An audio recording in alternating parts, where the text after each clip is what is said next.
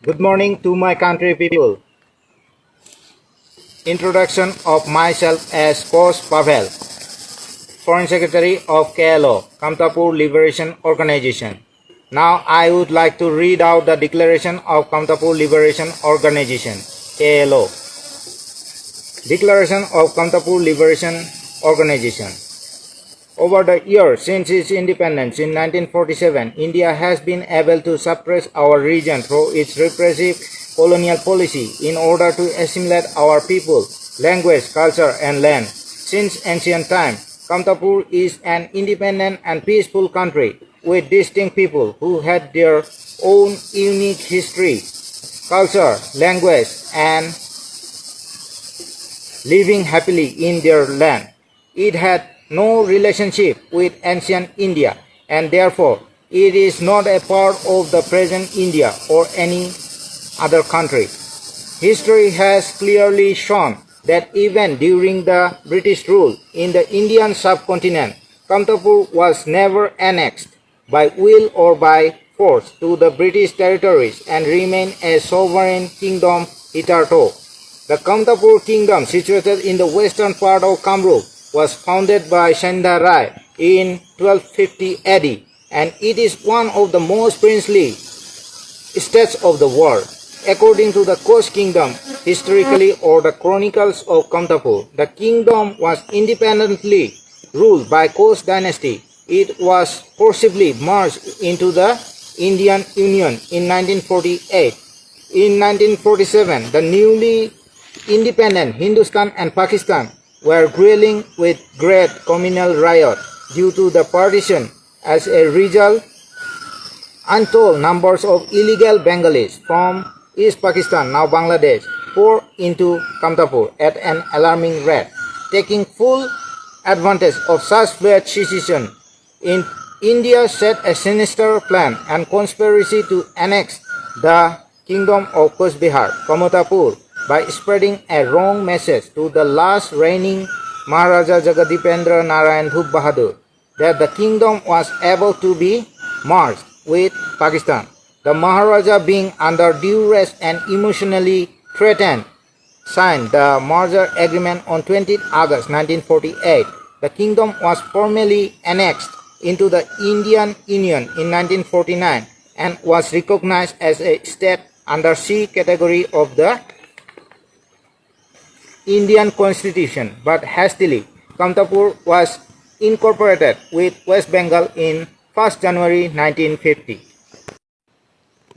Since then, the Indian government and their puppet West Bengal and Assam governments adopted various ill measures to dilute the Kamtapur national identity within the so-called Indian mainstream without any fault of their own and much against their wish. The Kamtapuri people and their land have been placed under the Indian colonial rule, and some of their ancestral land are also scattered in Bangladesh and Nepal.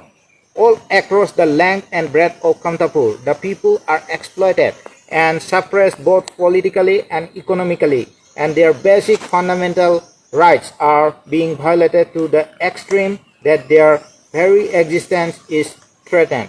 Besides, the unrestricted and unchecked influx of illegal refugees and foreigners into their homeland created a huge population imbalances and thus reduced the indigenous people to just a minority in the land of their birth.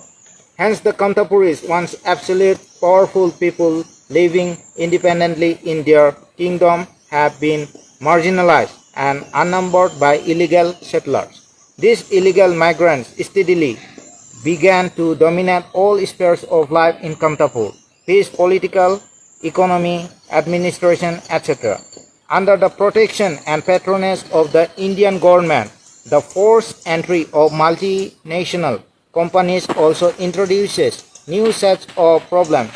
The indigenous people were evacuated and displaced on massive scale, and huge tracts of land were seized in the name of development.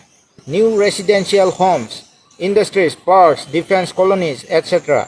were built on these confiscated lands. As a result, the landless indigenous people became laborers in their own land, while many more heavy-heartedly migrated to neighboring states for new opportunities.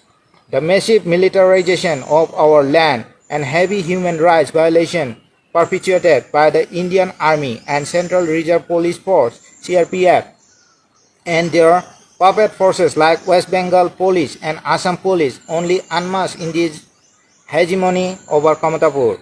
Yet, in spite of such provocation and betrayals, the Kamatapuri people wanted to resolve the issue peacefully within the framework of the Indian constitution. It was to this extent that the Kamatapuri Gana Parishad, initially Uttarakhand Dal, wanting to preserve and protect the Kamatapur identity, language, culture and land, launched a peaceful democratic movement in 1986 for the return of a separate Kamatapur state as recognized formally in the Indian constitution. This peaceful democratic struggle was vigorously continued by various Kamatapur-based people organizations like the Akarsu, GCPA and KPP till to this day. However, the Indian government simply refused to understand the grave situation confronting the indigenous Kamatapur people and ignore the democratic and constitutional demand.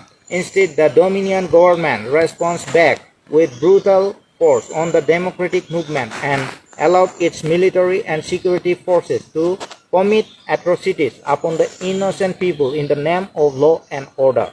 Due to all these atrocities and stepmotherly treatment by the Indian government and confronted with the direct threat to their very existence, the Kamatapuri people could not identify themselves as Indians so as to regain sovereignty and independence of Kamatapur for its land and people. The Kamatapur Liberation Organization KLO was established on 28 December 1993, confronted with such a life and death situation for survival as distinct people, whereby their fundamental human rights, both collective and individual, are being denied, suppressed and violated the Kamatapuri people. Recalling the independent existence of Kamatapur, Coast in history, rejecting the forcible annexation of Kamatapur on 28 August 1949 under the Treasurer's Coast Merger Agreement made to sign under duress on 20 August 1948 without the consent of the Kamatapuri people, convinced about the present status of Kamatapur within the Indian Union to be occupation, asserting that the Kamatapuris are not Indians and will never be Indians, lamenting over the lost opportunity for socio-economic development since Indian colonial occupation began in 1949, believing firmly that there is no solution to our national question within the framework of the Indian Constitution, having resolved to reject Indian Constitution which does not guarantee the fundamental political rights and also that does not protect the life and property of our people. Determined to end the political repression and social economic backwardness of the Kamatapuri people and also determined to restore the sovereignty and independence of Kamatapur, do hereby declare that 1. That the Kamatapur Liberation Organization KLO shall henceforth launch an armed struggle for national liberation leading to a people's revolution to establish a free, democratic, sovereign and independent Kamatapur.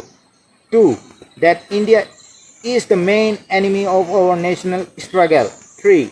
That the boundary of independent Kamatapur shall comprise the entire North Bengal, 7 districts, 2 districts in Bihar, Western Garo Hills in Meghalaya, and 14 districts in Assam. Despite that, the historical boundaries of Kamatapur comprise 3 districts of present Nepal and undivided Rangpur district, Dinajpur and Panchgarh district in present Bangladesh. 4.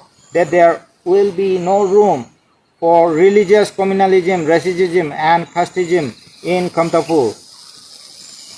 5. That all the communities in Kamatapur, namely Kos, Boro, Mes, Kosari, Rava, Hajong, Garo, Teli, Mali, Jugi, Bhut, Lepcha, Gurkha, Santal, Adivasi, Muslim, and Bengali. Those who came before 1946, etc., shall be recognized as Kamtapuri national, and therefore all of them shall take part in the national struggle. 6. That the KLO shall join in the common effort for regional cooperation against India. 7. That the KLO shall extend support to all the struggles inside the India that recognize the national right of the Kamtapuri people. Jibon Singh Kos, Chairman, Kamtapur Liberation Organization, KLO. Thank you.